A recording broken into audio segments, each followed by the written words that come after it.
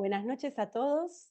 Es un placer estar con todos ustedes y poder compartir esta noche un poco la trastienda de todo este proyecto que hemos realizado juntos y agradeciendo a todos los que hicieron posible este proyecto, al CAO ahora para ayudarnos a su difusión, a la SASO con su apoyo en el trabajo y al Laboratorio Alcom para darnos este espacio. Y la idea un poco es mostrarles de manera informal y coloquial todo lo que hay detrás de este trabajo, y para eso, qué mejor escucharlos de todos los que pudimos trabajar un poquito en esto y mostrarles todos los que trabajaron atrás de esto, que son un montón. Así que bueno, no dejo más que palabras de agradecimiento y le doy paso al doctor Galperín para que nos abra la sesión de esta noche. Gracias. Bueno, buenas noches a todos. Gracias Cecilia Marini, gracias Belén Liviero por hacernos participar a todos de este proyecto interesante, novedoso y que aporta tanta información para todos nosotros. Siguiente, por favor. Vamos a ir cada uno de los que participamos en este proyecto dando una pequeña idea de lo que fue el backstage de haber podido hacer el primer estudio epidemiológico en nuestro país sobre ojo seco. Y lo primero que nos preguntamos, ¿cómo surge la idea de investigar? Y la verdad que cómo surgió, vamos a ir viendo, siguiente, surge porque la patología de ojo seco es la patología más frecuente en el consultorio de superficie ocular. Siguiente diapositiva, por favor. Como todos sabemos, es la entidad más frecuente dentro de las enfermedades de superficie ocular, que según las diferentes estadísticas y el DIUS de 2017 menciona que entre el 5 y el 50% de la población presentan síntomas compatibles con ojo seco, con o sin signos, o sea, es un gran porcentaje de la población, pero no sabíamos qué pasaba en nuestro país, ni en ninguna de las regiones de nuestro país. Es una patología subestimada durante un largo periodo de tiempo. La mayoría de nosotros comenzamos nuestra carrera como oftalmólogos y en nuestros inicios la ojo seco era una patología en donde el paciente tenía alguna molestia leve, le hacíamos un Schirmer, un break-up time y le damos la lágrima que tengamos a mano. Con el tiempo hemos visto que cada paciente tiene una enfermedad muy particular, que cada síntoma y cada signo pueden ser tratados de forma diferente, y para poder hacer todo esto tenemos que reconocerlos, quién los padecen y qué prevalencia hay. Y además es, por supuesto, uno de los motivos de consulta más habituales y sobre todo por la discapacidad que produce, tanto laboral como social. Siguiente. Eh, Nos preguntamos por qué investigar y la realidad es que los únicos antecedentes de estudios epidemiológicos en nuestra región es del país hermano Brasil. Contamos junto con el resto de los colegas, la doctora Mónica Alves, presente hoy y que colaboró fuertemente en la confección de este trabajo, y que los únicos que habían hecho algún trabajo para ver cuántos pacientes y cuánta gente había con ojo seco era en Brasil, y no había ninguno más. Entonces nos preguntamos por qué no poder hacerlo nosotros. La verdad que fue un trabajo muy importante, muy complejo en la confección, pero que finalmente se pudo realizar. Siguiente. ¿Y qué importancia tiene haber podido hacer todo esto? Que es un grupo de oftalmólogos preocupados en las enfermedades de superficie ocular, la inquietud de generar datos epidemiológicos de la enfermedad como el ojo seco, que no existía en nuestro país. ¿Para qué sirven estos datos? Son herramientas para resolver problemas prácticos, nos van a dar elementos para poder satisfacer necesidades de distintas poblaciones, nos van a permitir generar datos epidemiológicos por región, por sexo, por edad, y evaluar e identificar los distintos factores de riesgo que disparan o que agravan esta enfermedad. Además, no menos importante, va a permitir orientar dónde, cuándo y cómo hacer las campañas de salud visual, como hace la Sociedad de Superficie Ocular y otras sociedades. Y por supuesto la idea es repetirlo periódicamente para actualizar los datos, sobre todo para ver la prevalencia y para ver la efectividad de estas campañas que se realizan y que planeamos realizar. Todo esto con apoyo del Consejo Argentino de Oftalmología y con la Sociedad Argentina de Superficie Ocular, que de hace un tiempo a esta parte está haciendo campañas solidarias en distintos lugares del país para detectar qué parte de la población padece esta enfermedad y de esta manera poder apuntar a las distintas acciones terapéuticas. Siguiente. No los voy a entretener más, quiero que vean un poco cómo fue la cocina de esto, pero de todo este proyecto salió este trabajo, ha sido publicado en revistas de muy alto impacto, una revista que indexa, y las estadísticas son similares a lo que teníamos hasta ahora. Ya nos van a describir las doctoras, pero por supuesto mujeres más que hombres, por supuesto pacientes mayores más que pacientes jóvenes, qué factores de riesgo, cuáles fueron las medicaciones que más les predispusieron, etcétera. Siguiente. Y yo no siento menos que agradecimiento de haberme permitido participar junto con este grupo de notables oftalmólogos y especialistas en superficie ocular, porque este trabajo no es solamente un trabajo publicado en una revista de alto impacto, sino que es un verdadero documento que nos va a permitir eh, diseñar políticas de salud en cuanto a superficie ocular, y todos esperamos que les sea útil a los colegas, a las sociedades científicas, a las compañías relacionadas con el tema, a las autoridades sanitarias, y con el objeto de planear distintas estrategias y políticas de salud visual. Debemos plantearlo, realizar todo este tipo de estudios en cada una de las patologías que sean prevalentes en nuestra población. Y de esta manera saber dónde estamos parados y poder compararlos con nuestro entorno. Muchas gracias y les doy paso a mi siguiente colega.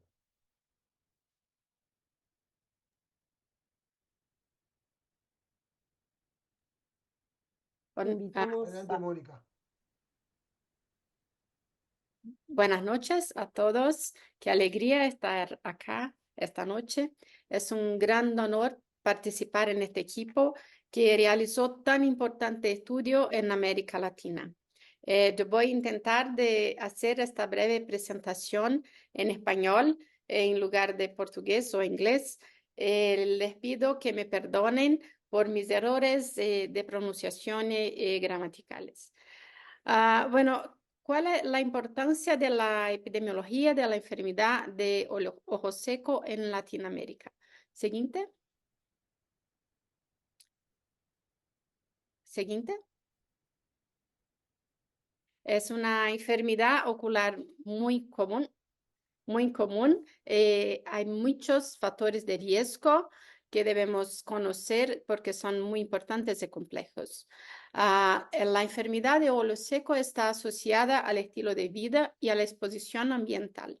Hay muchos factores de riesgo que son factores externos como la exposición ambiental, la exposición digital, el uso de pantallas. También tienen los factores que son aplicados en la superficie ocular, como las lentes de contacto y los cosméticos. Y también los factores internos, como la nutrición, las enfermedades sistémicas y oculares, las cirugías, los procedimientos y también los medicamentos tópicos y sistémicos. Adelante. La esperanza de vida aumenta, al igual la prevalencia de ojo seco. Siguiente. Tenemos muchos factores de riesgo. De acuerdo con la evidencia, el peso de la evidencia científica, podemos clasificar estos factores de riesgo como consistentes, probables o inconclusivos. Hay también los factores que son no modificables, como la edad, el sexo femenino, y también los factores modificables que están junto con la triaje en el diagnóstico de la enfermedad de ojo seco, pero también deben ser considerados durante el tratamiento. Siguiente. ¿Quién tiene ojo seco? El siguiente. El último consenso de la TIFOS, Tear Film and Ocular Surface Society, que se realizó el consenso DIUS 2, Dry Eye Workshop 2. Este reporte de epidemiología se debrució acerca de todos los estudios epidemiológicos de la enfermedad del ojo seco para entender mejor los números. Siguiente. Entonces, hay muchas variaciones según los criterios diagnósticos elegidos. Podemos hacer un estudio poblacional utilizando encuestas como aquel utilizado en el estudio de la salud de la mujer, un estudio estadounidense que fue el primero utilizado, fue criado, se fue utilizado en muchos estudios, otros estudios en todo el mundo. Tenemos otras encuestas como el OSDI de Q5, por ejemplo. Hay también estudios que evaluaron los signos y los síntomas y también la disfunción de las glándulas de meiomio. Los números de prevalencia se varían muchísimo, de mucho poco al mucho, mucho en cada uno de estos estudios. Es mucho más prevalente entre las mujeres y aumenta con la edad. Siguiente.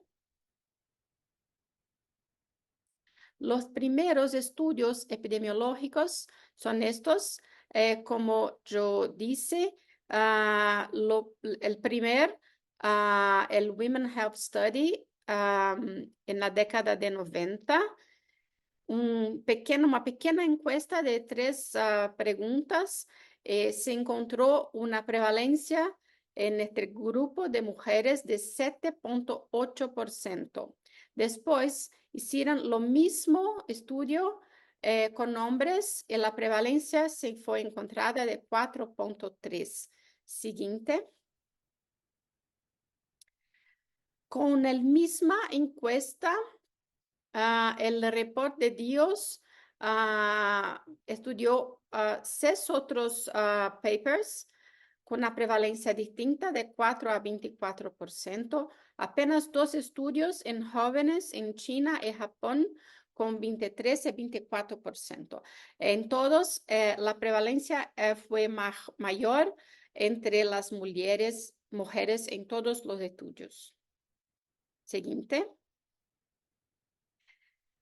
Utilizando otras encuestas, 13 estudios, la prevalencia de 14 a 52, mucho más en mujeres, casi el doble, excepto en 2 estudios en China y Mongolia, la prevalencia se fue igual, y un estudio en Singapur menor que encontró una prevalencia menor en mujeres. Pero hay una gran heterogeneidad cuando se utilizan otras encuestas. Siguiente. Lo mismo acontece cuando estudiamos los signos y síntomas y también la disfunción de las glándulas de meibomios. Siguiente. Este es un mapa del mundo que reportó el DIUS-2. En este momento siguiente, hasta 2017 no había estudios sobre la prevalencia de la enfermedad del ojo seco en América Latina. Siguiente. Ahora tenemos 2 estudios en Brasil y el estudio de Argentina que vamos a hablar esta noche. Siguiente. Entonces, agregamos los números de América Latina con estos estudios. Siguiente. Para hacer un estudio como esto, debemos hacer antes la traducción y la validación de la encuesta, de la herramienta del estudio. Hicimos esto acá en Brasil, traduciendo al portugués y también al español para este estudio en Argentina. Siguiente. Habíamos publicado este estudio en 2018 con los datos de prevalencia y factores de riesgo de la enfermedad del ojo seco en Brasil. Siguiente. Demostramos una prevalencia de 12.8% en la población general, pero estos números se cambian de acuerdo con la región geopolítica del país, porque es un país continental. También hicimos una evaluación de todos los factores de riesgos, los más importantes. Siguiente. Después, replicamos el mismo estudio, pero ahora con una población un poco más joven, estudiantes universitarios, encontramos un número de prevalencia que es casi el doble. Siguiente. Los números de prevalencia varían enormemente. Diferentes criterios llevan a diferentes prevalencias. La evaluación de factores de riesgo es muy importante y muy compleja. Siguiente.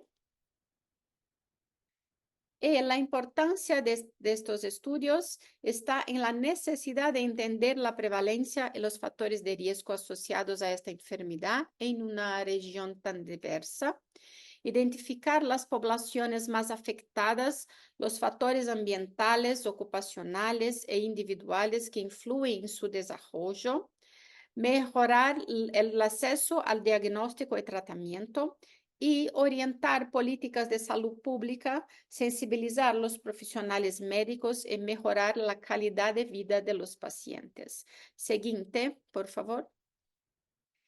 Y ahora tenemos datos sobre la enfermedad de ojo seco en Argentina. Ceci. Gracias, Mónica, por esa magnífica introducción en muy poquito tiempo. Y bueno, ahora el doctor Rodrigo Torres nos va a contar cómo hicimos para transformar eso que nos mostró Mónica en algo que podíamos hacer nosotros.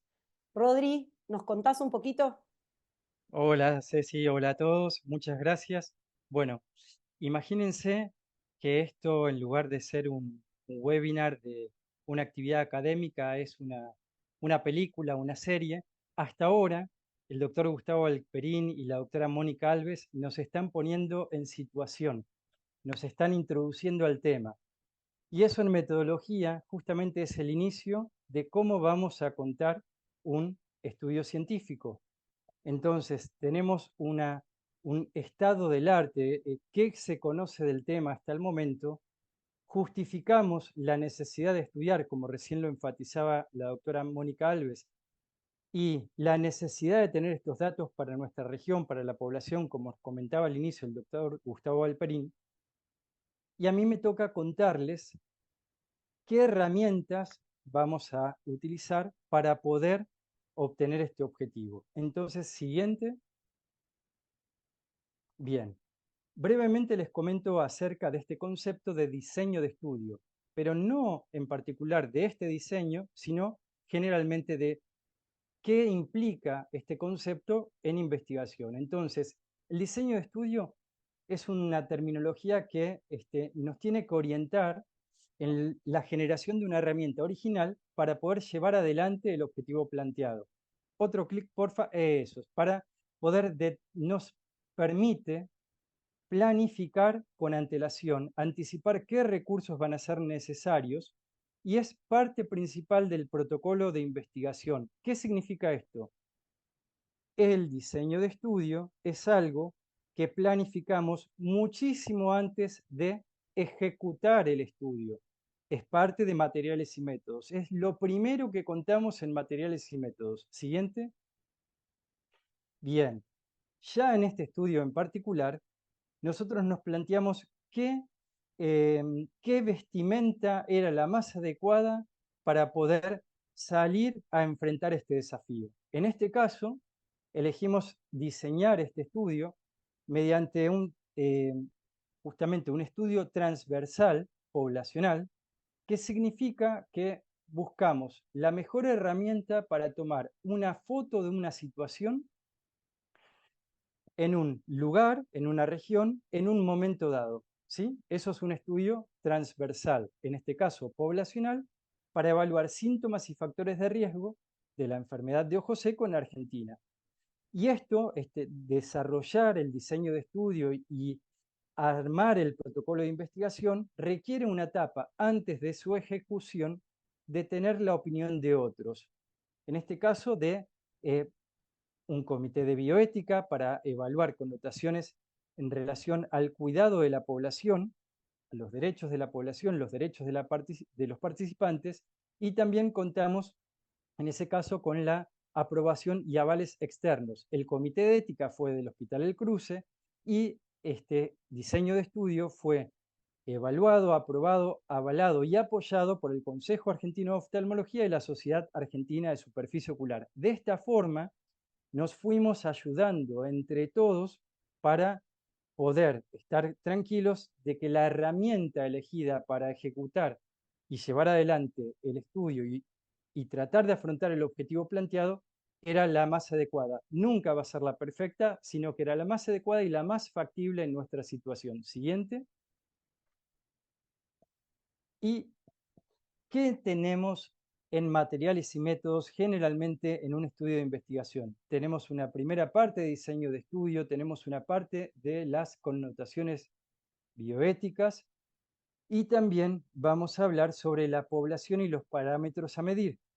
En este caso, decidimos utilizar una herramienta en base a un cuestionario, como ya lo comentó la doctora Mónica Alves, como ellos lo realizaron en Brasil.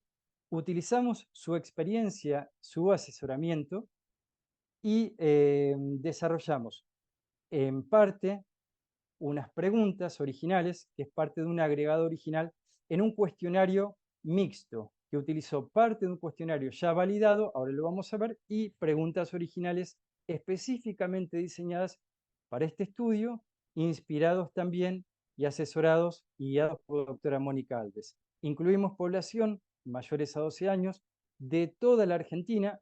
Otro clic, porfa, Ceci.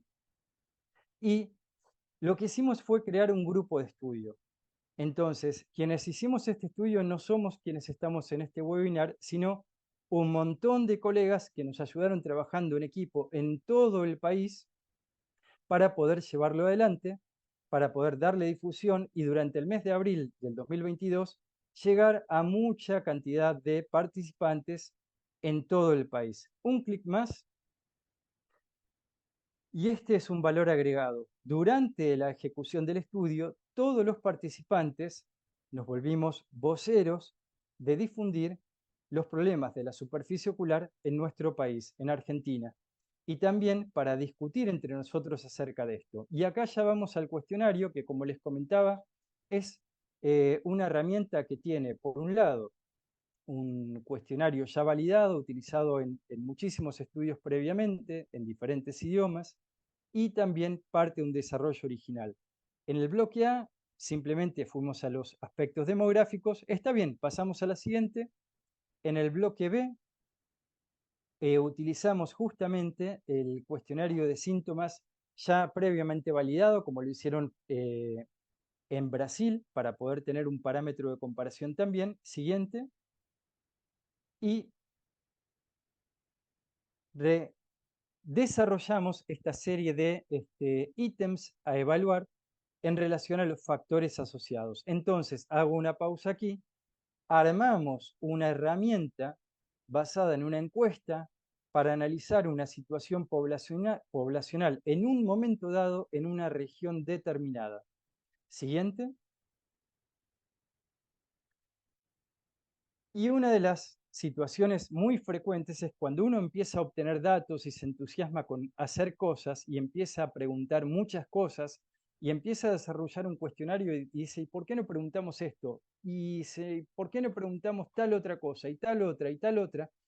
Momento, eso es correcto cuando uno está haciendo tormenta de ideas en la fase previa, en el desarrollo del protocolo de investigación, pero también hay que pensar cómo vamos a procesar esos datos, cómo vamos a analizar esos datos. Esto lo resolvemos, generalmente lo van a encontrar en los apartados de los estudios, en la parte de bioestadística.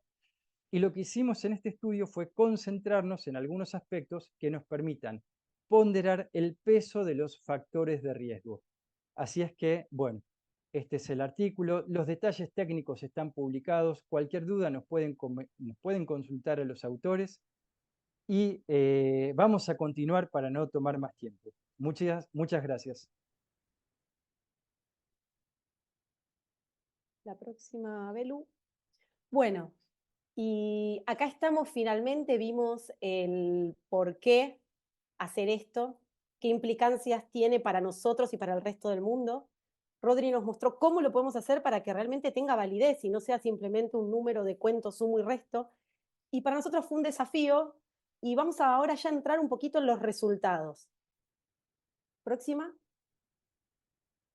Bueno, Rodri les contó, esto lo hicimos durante el mes de abril, pura y exclusivamente, y lo que dividimos fue en los 3 bloques. Lo que yo les voy a mostrar ahora es cómo analizamos cada bloque por separado.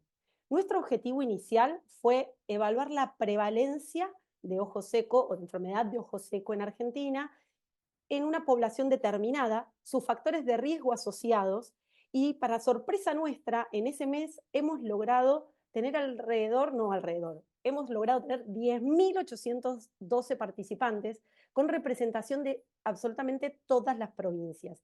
Y eso es fundamental, porque solo un trabajo tan grande no se puede hacer, así que agradecemos nuevamente a todos los que nos apoyaron y a cada uno de los representantes. Tuvimos 2 representantes en cada provincia que se hicieron cargo de manejar las estadísticas y la resolución en cada uno de esos lugares. Y esto es muy importante porque sin eso no podemos, porque la representatividad de todos no la tendríamos. Entonces, un enorme agradecimiento a ellos.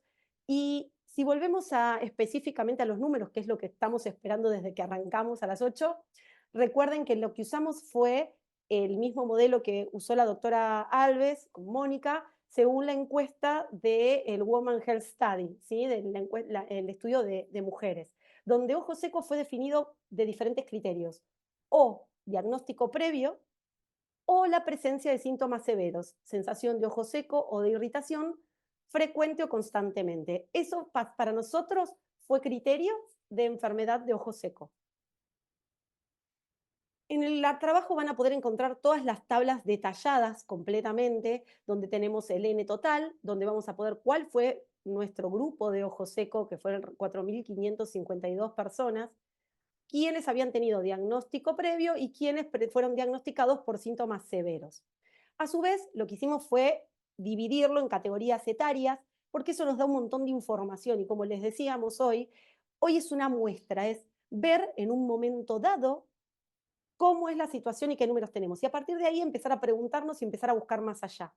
Esto también lo que nosotros pudimos ver, que es muy importante, es la posibilidad de que teníamos una edad media de 44 años y una ventaja que teníamos chicos muy chicos. La mayoría de los trabajos están entre mayores de 18 años y nosotros hemos logrado incluir desde 12 a 94 años en nuestra encuesta. Allí también van a poder ver en tablas para quien quiera acceder a eso, cuál fue la incidencia de síntomas, cómo estaban distribuidos en nuestro país. Pero el dato más importante y más relevante para nosotros fue encontrar que en ese grupo evaluado el 42% presentaba criterios de ojo seco según nuestro trabajo. El 27% lo hizo justamente por diagnóstico previo y alrededor del 15% mediante síntomas mediante síntomas severos. ¿Cómo se distribuyó esto o qué implicancias tiene con relación a otros grupos que han sido estudiados? Nuestro N, que fue muy alto, mostró un 42%. El trabajo que usamos como referencia para poder comparar fue el de Mónica, que tuvo alrededor de 3.000 pacientes y una incidencia del 12.8%. Tenemos que tener una salvedad, en el medio tuvimos la pandemia, tuvimos la epidemia de COVID, con lo cual con todo esto probablemente esto haya tenido algún cierto impacto. Y los 2 trabajos que les mostramos a continuación, el de Países Bajos y el de Estados Unidos, se los ponemos principalmente porque tenían Ns muy grandes y porque las diferencias diagnósticas y la incidencia era bastante diferente, pero los criterios diagnósticos eran los mismos. Son 4 trabajos que están hechos exactamente con el mismo criterio diagnóstico. De los de Países Bajos fue post pandemia y de Estados Unidos previo. Entonces, son como para tener, además de todo lo que mostró Mónica, un poco de parámetros contra qué comparar. Nos preguntamos, pero está bien, tenemos un 42%, tenemos muestra de todos lados. ¿En todos lados la situación es la misma? Y entonces lo que vimos fue una distribución por regiones geográficas con un mayor impacto a nivel de Cuyo y un menor impacto al nivel de la zona del noroeste. Sin embargo, si miramos el menor impacto, estamos hablando de un 39%, que es un valor muy interesante, ¿sí? Estamos hablando de que casi 4 de 10 personas.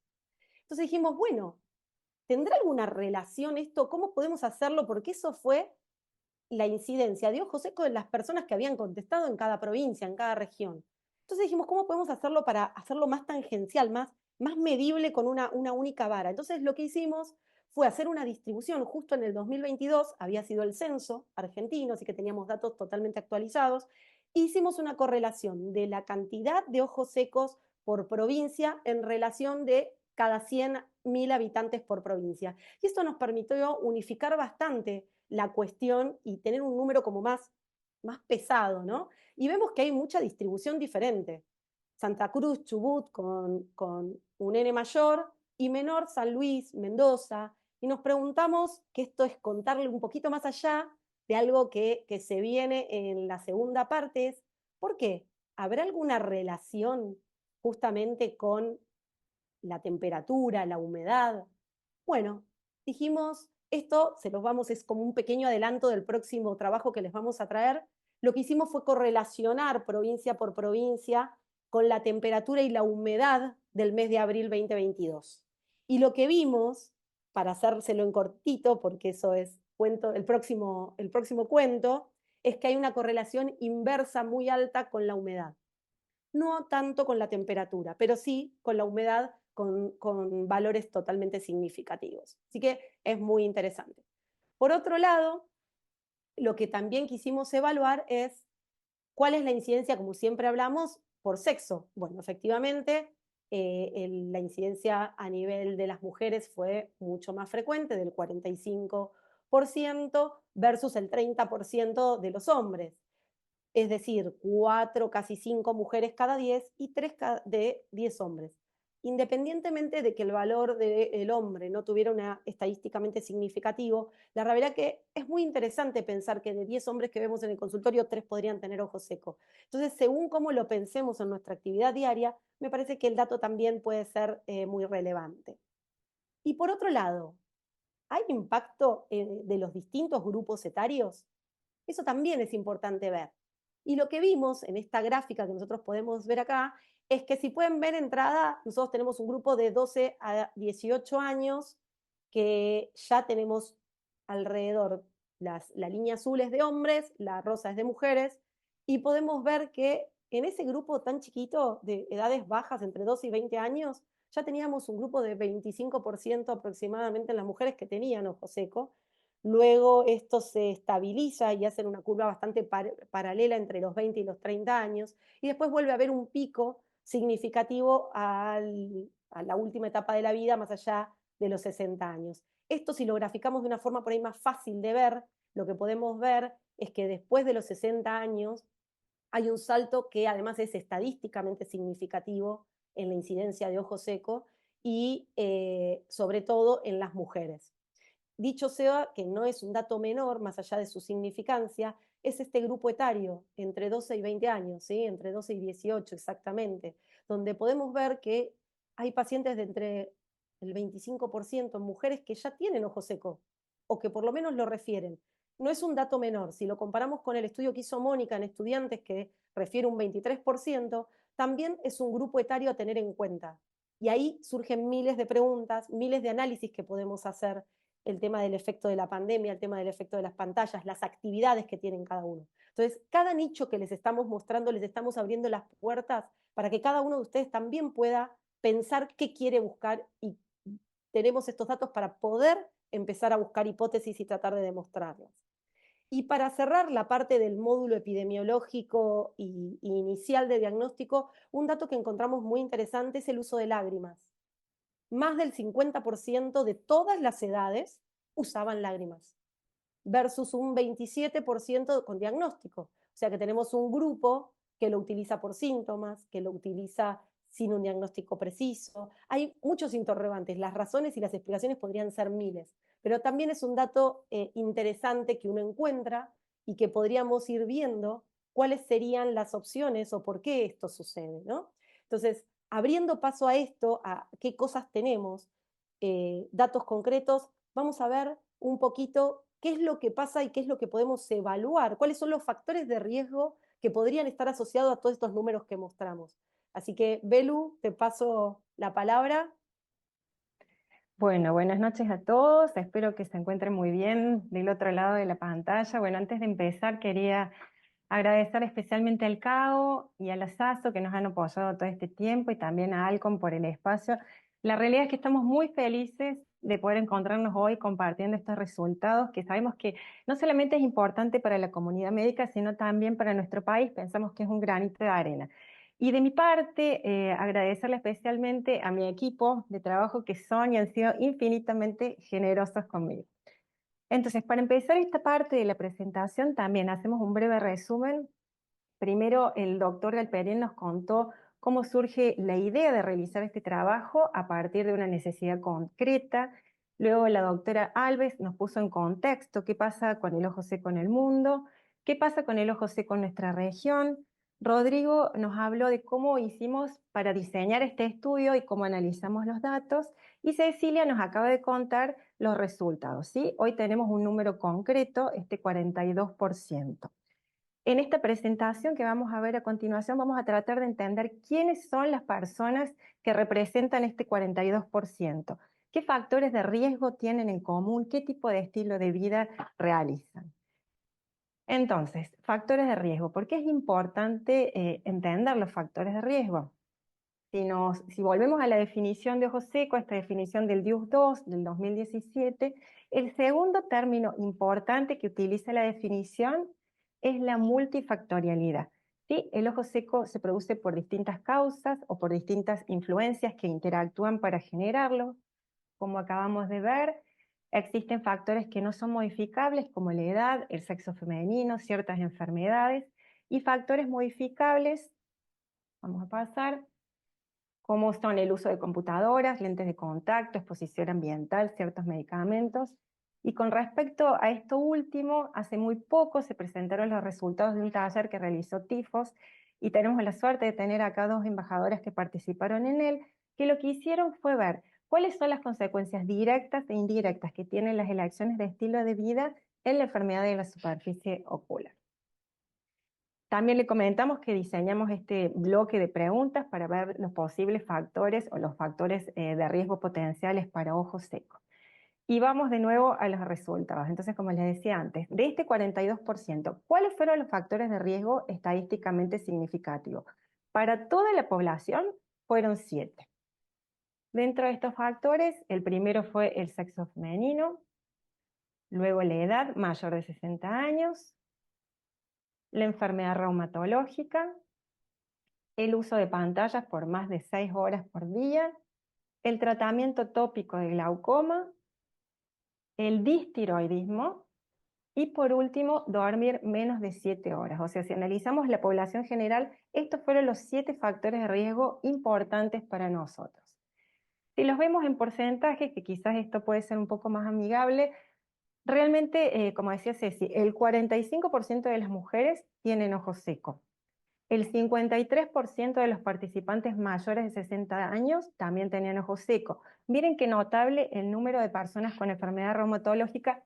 Aquí en esta parte no pudimos analizar qué tipo de enfermedad tenía, simplemente si tenían enfermedad reumatológica o no, pero más de un 70% de aquellos que tenían enfermedad reumatológica también presentaban ojo seco.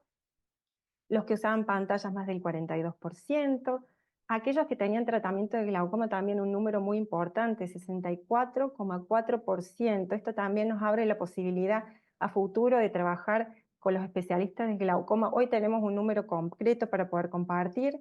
El distiroidismo y por último el dormir menos de 7 horas. Este número, el dormir menos de 7 horas, con respecto al trabajo que presentó Cecilia, el de los Países Bajos, nos dio un número muy similar, así que realmente es un factor de riesgo que vamos a tener que empezar a preguntar y a tener en cuenta. Luego lo que hicimos fue evaluar si los factores de riesgo, los resultados que teníamos, eran los mismos en las mujeres que en los hombres. Y aquí encontramos ciertas diferencias. 8 factores de riesgo para las mujeres estadísticamente significativos. A los anteriores se agregó el tratamiento con antidepresivos, el uso de lentes de contacto y la cirugía ocular previa. Acá también podemos ver en cuanto a la prevalencia que tuvieron cada uno de estos factores en nuestra población.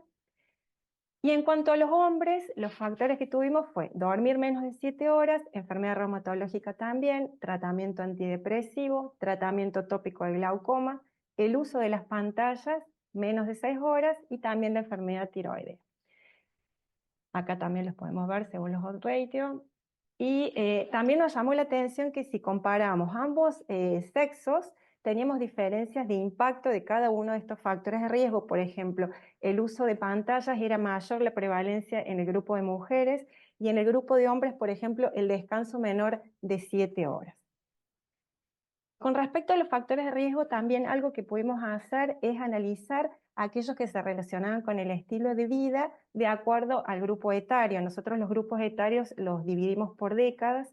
Como podemos ver, el pico en el caso de dormir menos de 7 horas, bueno, ustedes saben que el descanso es muy importante para el bienestar, para la salud.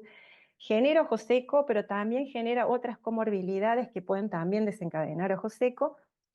Y el pico importante que tenemos es en las últimas décadas, donde sabemos que también las personas descansan menos. Con respecto al uso de lentes de contacto, bueno, sabemos que el lente de contacto principalmente produce ojo seco de tipo evaporativo. El pico interesante es en esta población entre 20 y 30 años, que como les digo, en el otro trabajo de Países Bajos también tuvieron la misma prevalencia en este grupo, así que es interesante para que lo tengamos en cuenta. Y por último, el uso de pantallas más de 6 horas. Bueno, sabemos que es un factor de riesgo que viene creciendo, cada vez más uso de pantallas, esto está omnipresente. Lo interesante es que el grupo de entre 12 y 19 se acerca ya al 40% que tenemos después de los 20.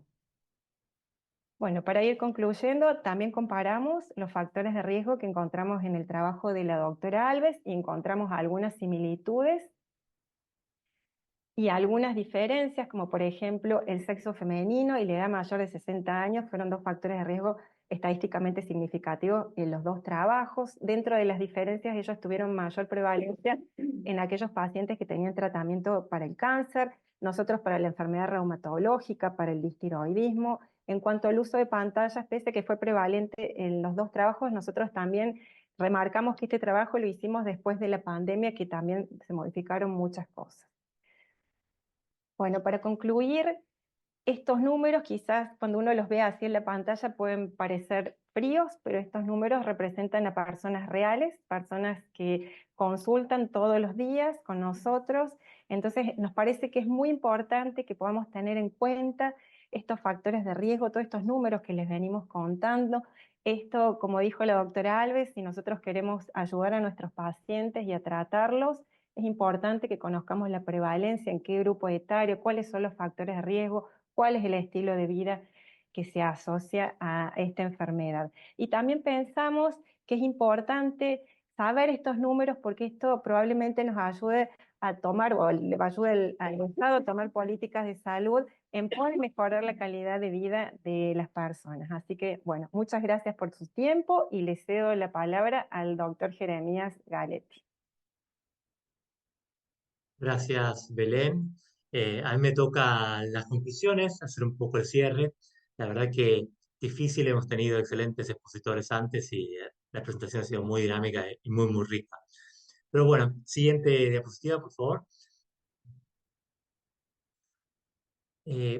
Lo primero es que vimos la importancia de hacer investigación, de tener datos locales, explicó muy bien Gustavo. No podemos conocer, diagnosticar, tratar lo que ignoramos, como sucede, ¿sí? Necesitamos datos propios, datos nacionales, y este es el primer estudio, así que la motivación está muy, muy clara. Por otro lado, siempre necesitamos un marco de referencia y para eso tenemos a la mejor de todas. Mónica nos dio un gran pantallazo de lo que es la epidemiología a nivel latinoamericano y mundial con sus estudios pioneros desde Brasil. Y después nos metimos un poquito en cómo es la metodología, que nos explicó Rodrigo, para después entrar a los datos duros, que ya no viera eso, que ya Ceci y Belén los detallaron muy bien. Pero como una reflexión es que, en cierta medida, los resultados de este estudio, si bien se hicieron en un momento posterior a la mayoría de los previos, que es post-pandemia, más o menos coinciden con el resto de los resultados, ¿sí? La prevalencia de ojo seco va en aumento, es claramente multifactorial, como bien lo explicó Belén, varios factores de riesgo. Siguiente, por favor. A grosso modo, para recordar un poquitito lo que encontramos, es que están los no modificables, los vimos bien, la edad y el sexo, ¿sí? Las mujeres tienen mayor prevalencia. El gran impacto que tienen las enfermedades reumatológicas lo corroboramos en nuestra muestra. Sabemos que Eso podemos ver muy bien en el consultorio, quizás lo podemos interrogar con todo lo que es Sjögren y artritis reumatoidea y enfermedades relacionadas. Pero yo quiero hacer hincapié sobre todo en la segunda parte que mencionaron Cecilia y Belén, que es sobre todo sobre los factores de riesgo modificables y sobre todo, siguiente, lo que tiene que ver con el estilo de vida, ¿sí? Y los dos, que la medicación tópica para el glaucoma aumenta el ojo seco, es un factor de riesgo importante, ya lo sabemos hace bastante tiempo, estamos todavía buscando la vuelta sobre cómo manejarlo, sí, hay nuevas herramientas terapéuticas, tanto de la parte médica como de la parte eh, intervencionista, ya sea a través de láseres o cirugía, pero lo que más me llamó la atención de este estudio, lo que más me puso a pensar y creo que tenemos que considerarlo es los dos factores de riesgo relacionados con el estilo de vida, que son el uso prolongado de pantallas digitales y las horas de sueño. Por la parte de pantallas, es difícil de manejar, sí, todavía estamos buscando una forma adecuada de hacerlo, pero es algo que tenemos que incorporar en el interrogatorio. Yo al menos lo venía haciendo, pero ahora por primera vez tengo un sustento local de por qué es importante. ¿Cómo es la higiene adecuada? No lo sé, pero vamos a estar todos trabajando en eso. Y por otro lado, algo que yo no tenía en cuenta, sí, para mi práctica, y creo que lo voy a empezar a incorporar a partir de ahora, es la higiene del sueño, ¿sí? El estilo de vida que llevamos y cómo hacemos, la cantidad de horas de sueño hacen que durante la noche es la etapa más de reparación de la superficie ocular, y eso claramente lo vemos reflejado. Quizás lo teníamos en los textos antes en la fisiopatología, pero acá volvemos al primer punto de lo importante que es investigar, y también lo dijo Gustavo y después lo replicó Cecilia. Cecilia, con estos datos nos surgen nuevas hipótesis sobre posibles, incluso nuevas intervenciones o pruebas diagnósticas para entender esto un poquito mejor. Siguiente, por favor. Y luego, claro, cuáles son las direcciones futuras. Y acá ya Ceci hizo un poco de spoiling acá, que nos contó, porque Argentina es un país vasto y es muy distinto lo que es el norte, lo que es el centro, de lo que es el sur. El clima varía muchísimo. Ceci ya mostró un poco cómo eso impacta. Es muy interesante verlo reflejado en la geografía local, al menos yo no tenía datos de ese estilo. Me interesaría ver mucho más, a ver qué pasa eso con la humedad y ver que es independiente de la temperatura. Tenemos que analizarlo un poco más y ver cómo vamos por ahí. Después, pantallas digitales, tenemos que ahondar creo que un poquito más, son todas iguales. Yo veo que algunos pacientes ya me dicen que utilizan todo el día celular. Antes, hace unos años pensábamos que las pantallas digitales eran las computadoras, pero ahora hay gente que usa casi exclusivamente celulares. Las distancias de trabajo son distintas, creo que la forma en que interactuamos son diferentes. Me pregunto si eso no también podría influenciar el desarrollo de ojo seco. Y después, el mundo del sueño, ¿no? Pasamos un tercio de nuestras vidas durmiendo, pero es donde menos prestamos atención y ahí creo que hay muchísimo potencial para investigar un poco más. Y por último, otro dato que asoma en estos resultados que presentaron antes mis compañeros es que van tomando cada vez más importancia los jóvenes, ¿sí? Y acá tenemos que aprender un poquitito de lo que es la experiencia vivida, que sobre todo en la investigación en salud mental, la experiencia vivida es incorporar los conocimientos que nos pueden dar las personas que sufren esa enfermedad, ¿sí? Porque muchas veces la aproximación en enfermedades de este tipo que son tan subjetivas, hay un montón de factores que no tenemos en cuenta. Ojo seco prácticamente ahora tenemos muchos de nosotros, sí, los datos de ese estudio dicen que son casi el 50%. Yo soy uno de ellos ahora, así que puedo dar un poquitito desde mi parte subjetiva sobre qué cosas me gatillan o qué cosas me hacen peor. Y creo que escuchando un poco más a nuestros pacientes, teniendo en cuenta la experiencia de cada uno de ellos, vamos a poder direccionar un poquitito mejor la investigación. Y sobre todo diferenciar, porque creo que es muy diferente la población que antes considerábamos blanco principal, sí, y ahora tenemos que incorporar el mundo de los jóvenes, sí, que es claramente diferente. Así que, siguiente, con esto creo que podemos cerrar. Los invito a todos a ver el artículo completo y para mí fue muy enriquecedor colaborar un poquitito y poder interactuar con todos ellos. Así que muchas gracias por la oportunidad.